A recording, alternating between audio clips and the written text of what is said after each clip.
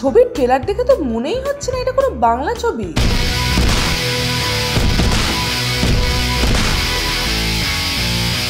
High, this is Hastolipi originals. এখন আপনাদের সাথে নতুন বাংলা ছবি দুর্গাপুর জাংশনের ট্রেলার নিয়ে এবং বেশ কিছু বাংলা ছবির আপডেট নিয়ে আলোচনা করব।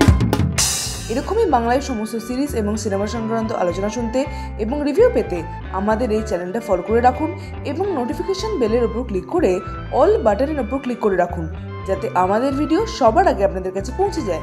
তাহলে চলুন ভিডিওটা শুরু করছি।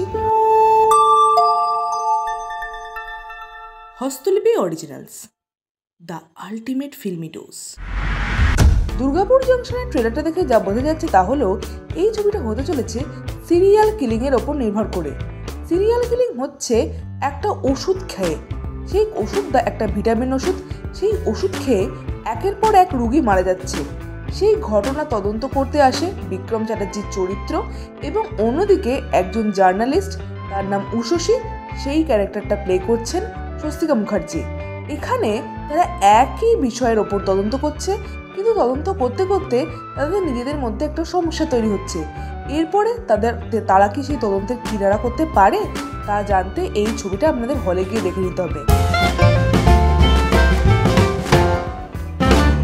এই ছবিটার ট্রেলারটা কিন্তু বেশ কম্প্যাক্ট রাখা হয়েছে এবং যে জায়গা থেকে রূপম ইসলামের গানটা আসছে সেই জায়গা থেকে কিন্তু ট্রেলারটা আপলিফট হচ্ছে এবং ট্রেলারটা কম্প্যাক্ট থাকার কারণে আপনাদের কিন্তু এই ছবিটা দেখার জন্য আগ্রহ তৈরি হবে।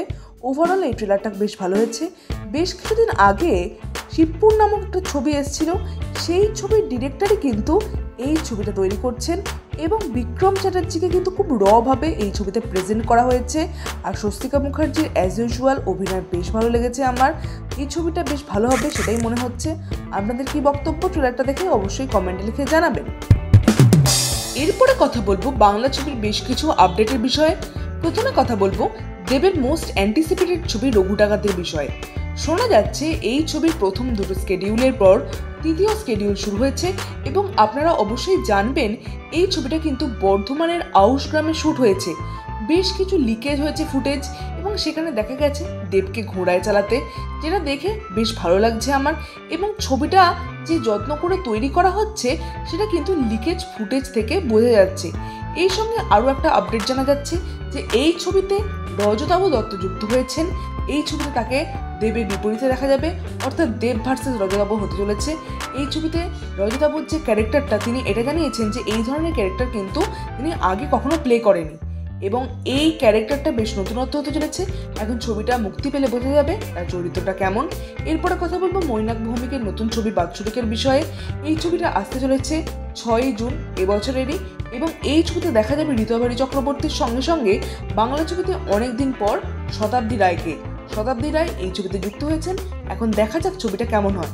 একই দিনে কিন্তু বাংলার আরও একটা ছবি মুক্তি পাচ্ছে, সেই ছবিটার নাম রাস।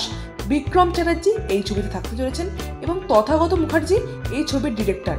এরপরে কথা বলবো SVF বা হইচই স্টুডিওসের নতুন ছবি কাদের কুলের বউয়ের বিষয়ে।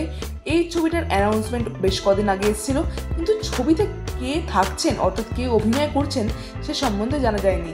এখন জানা যাচ্ছে কৌশানী মুখার্জি কিন্তু এই ছবিতে থাকতে চলেছেন, তবে তিনি ছাড়া আর কে কে থাকছেন সে বিষয়ে এখনো কিছু জানা যায়নি। এর থেকে বোঝা যাচ্ছে কৌশানীর হাতে কিন্তু বেশ কিছু ভালো কাজ এসছে এবং বর্তমানে তিনি রক্তবীজ 2 এর শুটিং করছেন। তিনি আশা করি দর্শকদের নিরাশ করবেন না এবং ভালো ভালো কাজ দর্শকদের উপহার দেবেন। এরপরে কথা বলবো বনির বিষয়ে। শোনা যাচ্ছে উইন্ডোজের একটা ছবির সঙ্গে বনি যুক্ত হচ্ছেন, আর এটা যদি হয় বনির কিন্তু কামব্যাক হবে, কারণ উইন্ডোজের যে ব্র্যান্ড ভ্যালু আছে বনি কিন্তু সেখানে যুক্ত হলে তার অবশ্যই কামব্যাক হবে। আর শিবপ্রসাদ আর নন্দিতার ডিরেকশনে তিনি যদি অভিনয় করেন তারা কিন্তু তার অভিনয়টা ঠিকঠাক বার করে নিতে পারবে। এই ছিল আজকের আপডেট। আপনাদের এই আপডেটগুলো নিয়ে আর ট্রেলারটা নিয়ে কি বক্তব্য অবশ্যই কমেন্টে লিখে জানাবেন, আর আমাদের এই ভিডিওটা লাইক করতে মিস করবেন না প্লিজ।